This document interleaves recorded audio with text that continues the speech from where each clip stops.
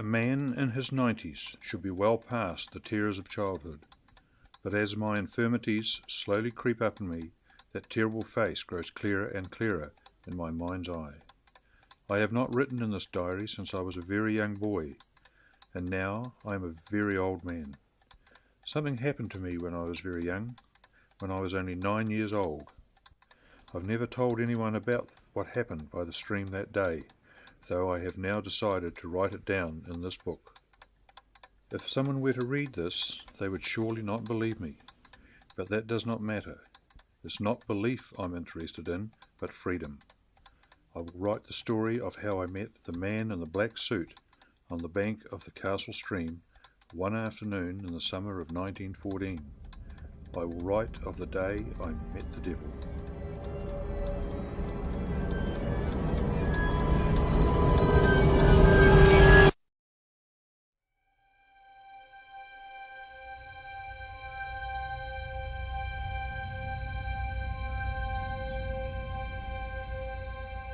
This anecdote I am writing about happened on a Saturday. My father gave me a whole list of chores to do, including some that would have been Dan's if he'd still been alive. Dan was my only brother, and he died the summer before this tale is set.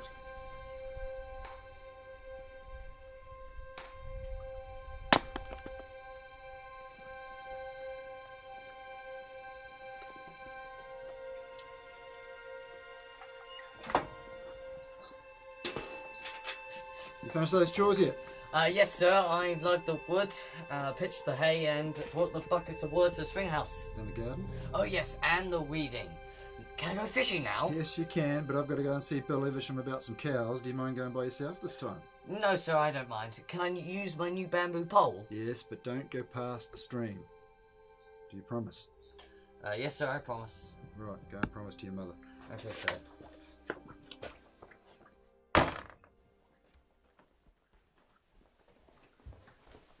Papa says I can go fishing with my new pole. Oh, okay, dear.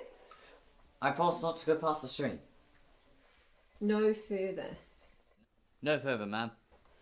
Thank you, Gary. Will you go get your things? Don't keep your father waiting. Aren't you going with him? No, I've got to see Bill Evesham about some cows for the field. He's only 9 years old. He's old enough, dear. He can look after himself. But what if something happens? He's not Dan. He's not Dan. Okay, well, don't be late, will you, Gary? No, ma'am. Gary? And I expect a basket full of fish when you get back. Yes, sir.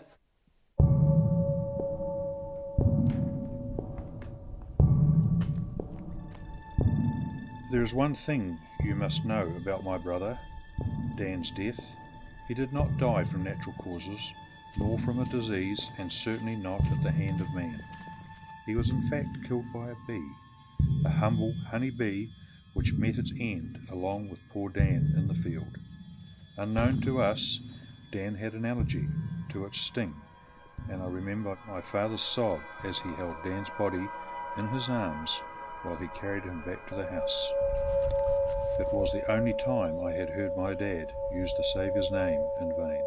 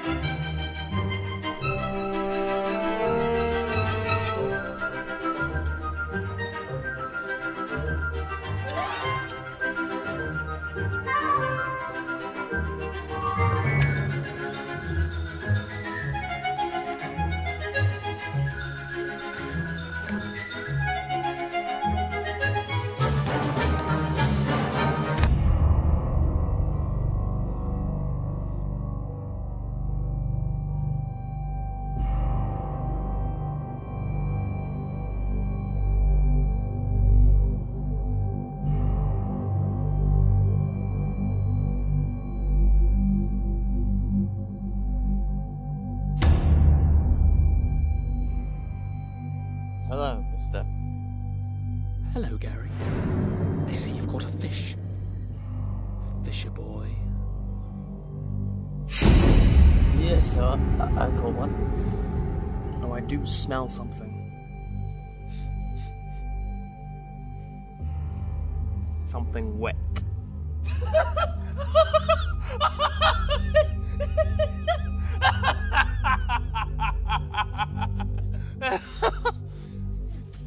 Sad news, Fisher boy. I come with sad news. Your mother is dead. No, you lie. I'm afraid not. It was the same thing that had happened to your brother, Gary. A bee sting. No, that's not true. She's old. She's 35. If a bee could sting her the way it did Dad, she would have died a long time ago. Your mother simply went through her entire life without being stung by a bee. But not less than an hour ago, one flew through her kitchen window and stung her. Her throat started to close up, and her eyes swelled like frogs. She wept, Fisher boy. Isn't that sweet? She wept as she died. I don't believe a word you're saying. You're a lying bastard. I knew he was the devil. I have never been more certain of anything in my entire life. His clothes, his hair, his rotting nails, all lingered with the stench of death. I knew he was the devil, and I believed every word he said. Then I realized I had called the devil a bastard. I'm starving. I'm going to kill you. I'm going to tear open your body and eat your guts, little Fisher boy. No, please, no! Just so hungry. And you wouldn't want to live without your precious mummy, would you, anyhow? Also, you'll go to heaven. Think of that. Murdered souls always go to heaven. So we'll both be doing God a favour this afternoon. Fisher boy. Fish.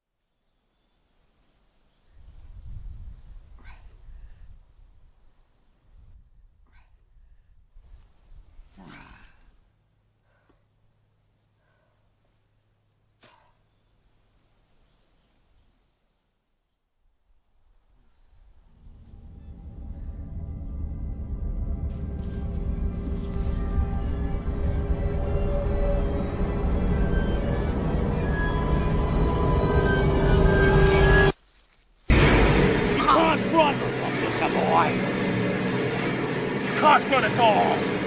Leave me alone! It takes more than a little fishy to fill me up. Now where were we?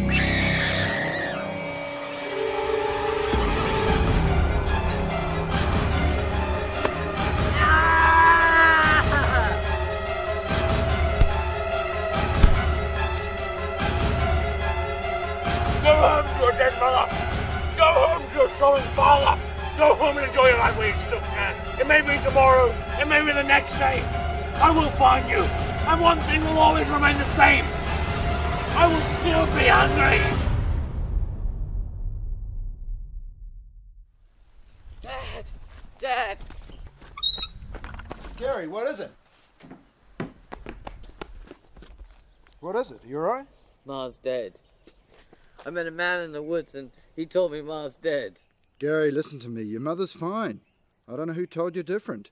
Or what kind of a sick man would say such a thing. I've just been with her. She's fine. Gary? I don't know what I remember. Well, maybe it wasn't a man. Maybe you fell asleep while you were fishing down at the brook, and you had a dream. Just like you did last winter about Danny.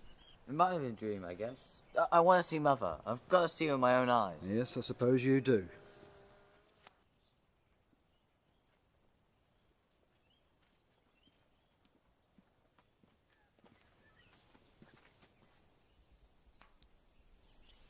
Gary? Ma! Gary, what is it? What is the matter? Don't worry, he's all right. He's just had another one of those dreams down by the brook. Pray God it's the last of them.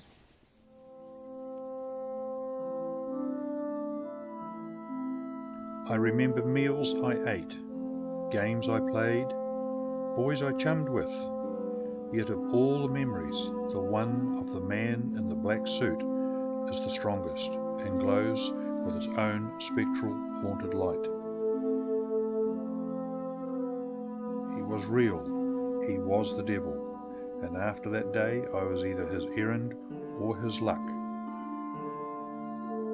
As I sit here, I tell myself that I need not fear the devil, that I have lived a good, kindly life. In the dark, however, these thoughts have no power to ease or comfort. In the dark comes a voice which whispers that the 9-year-old boy I was had done nothing for which he might legitimately fear the devil. And yet the devil came. I am too old to run now. I can't even get to the bathroom and back without my walker. The devil came to me once, long ago. Suppose he were to come again now.